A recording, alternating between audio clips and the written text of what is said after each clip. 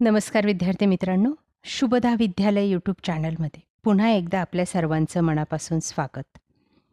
आज आपण इयत्ता 12वीच्या वर्गाचा कॉमर्सच्या विद्यार्थ्यांचा तास घेणार आहोत आणि या तासाला आपण कॉमर्सची organisation of commerce and management या पेपरची बोर्ड प्रश्नपत्रिका उत्तरासहित अभ्यासणार आहोत. ही प्रश्नपत्रिका आपल्याला 2026 फेब्रुवारीमध्ये 14 तारखेला होणाऱ्या पेपरसाठी नक्कीच उपयोगी ठरणारी आहे. असेच प्रश्न आपले असणार आहेत. एकूण 80 गुणांचा आपला पेपर असेल आणि हा सोडवण्यासाठी 3 तासाची वेळही दिली जाणार आहे. मित्रांनो, यासारख्या नुकत्याच झालेल्या मराठी इंग्रजीची आन्सर शीट आपल्याला हवी असेल, पेपर तर झालेलाच आहे, पण त्याची उत्तरपत्रिका आपल्याला हवी असेल, किती मार्क्स मिळाले हे जाणून घेण्यासाठी.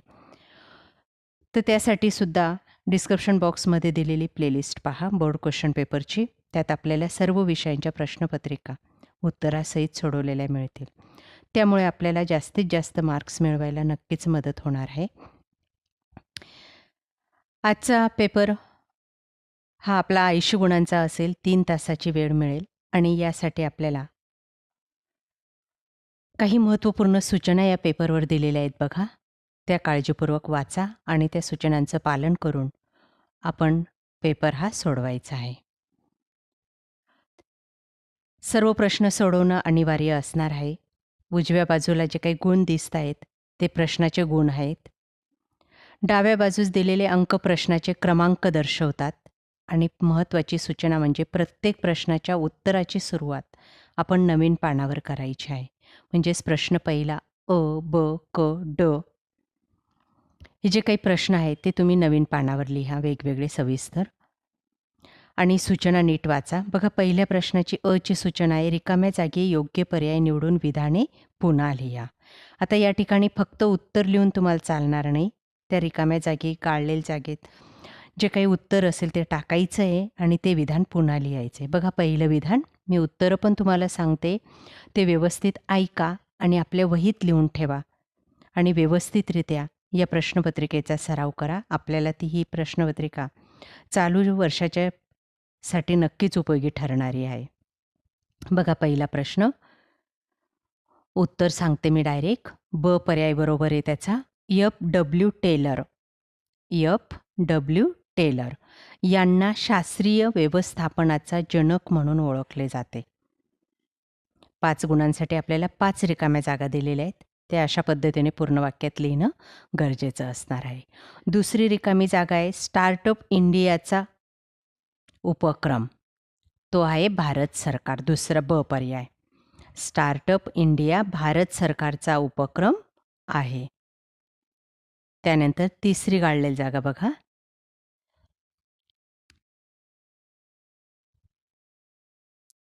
क हा पर्याय बरोबर आहे. रेल्वे वाहतुकीमुळे घरपोच सेवा दिली जाते. रेल्वे वाहतुकीमुळे घरपोच सेवा दिली जाते. चौथा पर्याय, गाळलेली जागा, आर्थिक वाढ आणि देशाच्या सुरक्षिततेसाठी. पर्याय बरोबर आहे, राजकीय स्थिरता आवश्यक असते.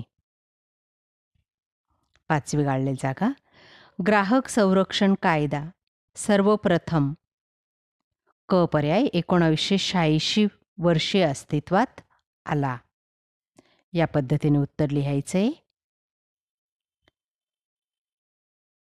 त्यानंतर ब भाग दिला आहे बघा, योग्य जोड्या जुळवा.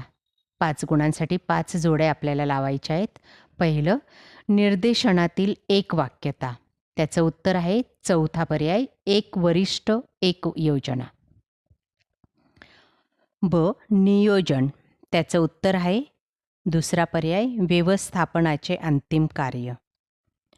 क, गोदाम. त्याचं उत्तर आहे तिसरा पर्याय, विशिष्ट नाव. ते आहे ट्रेडमार्क. ड, ग्राहक अधिकार. त्याचं उत्तर आहे एक, माहितीचा अधिकार. आणि ई, नोंदणीकृत बोधचिन्ह. त्याचं उत्तर आहे तिसरा पर्याय, नाही,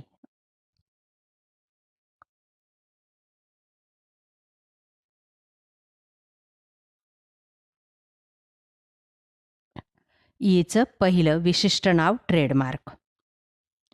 बघा, पहिल्याचं अचं 4, बचं दुसरं, कचं 5वं, डचं पहिलं आणि ईचं तिसरं. अशा पद्धतीने अचूक जोड्या लावायच्या आहेत.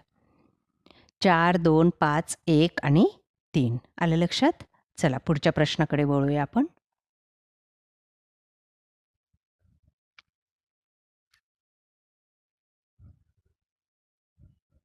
क भाग. खालील विधाने चूक की बरोबर ते लिहा.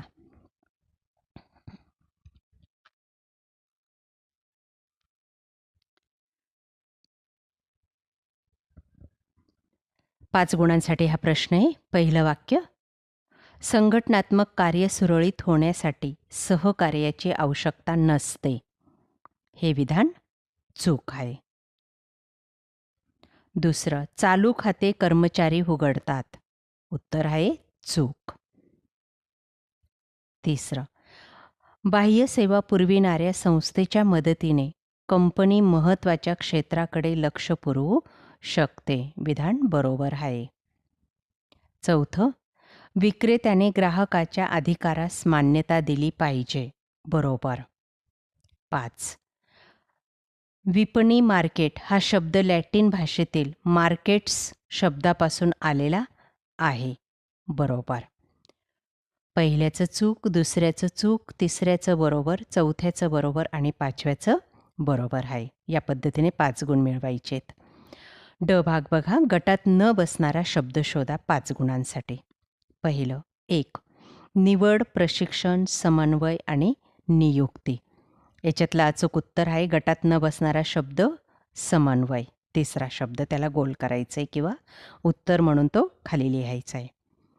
दुसरं, नाबार्ड, RBI, सिडबी, एक्झिम. याच्यातलं उत्तर आहे RBI. गटात न बसणारा शब्द. तिसरं, डेबिट कार्ड, क्रेडिट कार्ड, आधार कार्ड आणि ATM. याच्यातलं आधार कार्ड हे गटात बसत नाही कारण की तिन्ही कार्ड हे बँकेचे कार्ड आहेत. त्यानंतर 5वं, नोकरीची सुरक्षितता, आरोग्य व सुरक्षिततेची साधने, कामाची सुयोग्य स्थिती, योग्य प्रमाणात नफा. चौथ्याचं गटात न बसणारा शब्द आहे योग्य प्रमाणात नफा.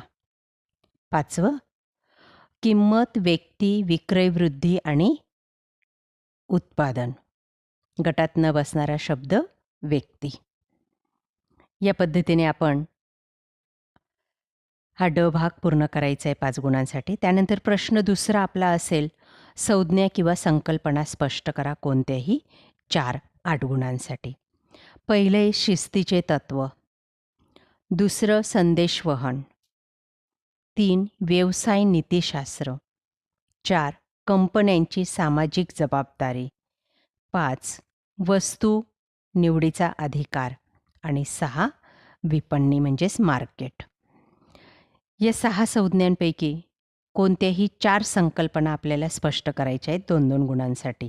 सगळ्यात आधी व्याख्या लिहायची आणि त्यानंतर त्याचं स्पष्टीकरण करायचं आहे. आपल्याला या प्रश्नांचंही उत्तर पाहायचं असेल तर नेक्स्ट व्हिडिओ पहा. त्यासाठी चॅनलला सबस्क्राईब करून बेल आयकॉन क्लिक करून ठेवा. प्रश्न तिसरा बघा, खालील घटना किंवा प्रसंगाचा अभ्यास करून आपले मत लिहा. 6 गुणांसाठी हा प्रश्न आहे. बघा, ते विधान दिलेलं आहे. XYZ कंपनीत श्री लेले यांच्या अंतर्गत काम करणाऱ्या कर्मचाऱ्यांना सूचना देतात, मार्गदर्शन करतात आणि त्यांच्या उत्कृष्ट कामगिरीसाठी त्यांना प्रेरित करतात. तर दुसरीकडे श्री सय्यद संघटनात्मक उद्दिष्ट साध्य करण्यासाठी विविध विभागातील कर्मचाऱ्यांनी केलेल्या कामात सुसंवाद साधण्याचा प्रयत्न करतात. श्री देसाई व्यावसायिक संघटना आवश्यक संसाधनाची व्यवस्था पाहतात. खालील कार्यांमध्ये गुंतलेल्या कर्मचाऱ्यांची नावे सांगा.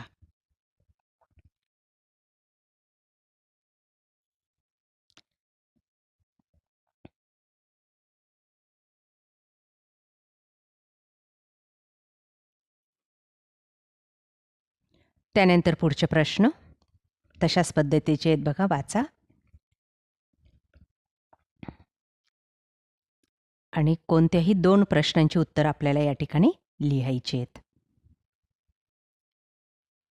3 प्रश्न दिलेले आहेत.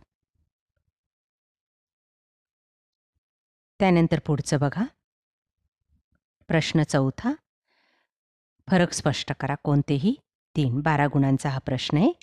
पहिला फरक, निर्देशन आणि समन्वय. 2. रस्ते वाहतूक आणि रेल्वे वाहतूक. 3. करदेय गोदाम आणि करदत्त गोदाम. आणि 4. जिल्हा आयोग आणि राज्य आयोग. प्रश्न 5वा आपला असेल, थोडक्यात उत्तरे लिहा. कोणतेही 2 8 गुणांसाठी. 1. हेनरी फेयल यांची व्यवस्थापनाची कोणतीही 4 तत्वे स्पष्ट करा. दुसरे, उद्योजकाची कोणतीही 4 वैशिष्ट्ये स्पष्ट करा. 3. व्यवसाय प्रक्रिया बाह्य सेवा BPOचे फायदे सांगा. यापैकी कोणत्याही 2 प्रश्नांची उत्तरं लिहायची आहेत. सविस्तररित्या लिहा. 4-4 गुणांसाठी हा प्रश्न आहे. त्यानंतर प्रश्न 6वा, खालील विधाने सहकारण स्पष्ट करा. कोणतेही 2 4 गुणांसाठी. 1.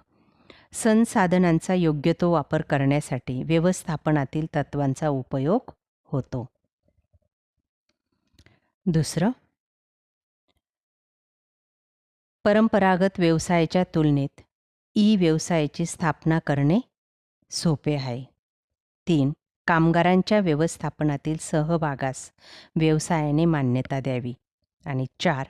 ग्राहकांमध्ये उत्पादनाची ओळख निर्माण करण्यासाठी मुद्रीकरणाची आवश्यकता असते. 4-4 गुणांसाठी हाही प्रश्न आहे.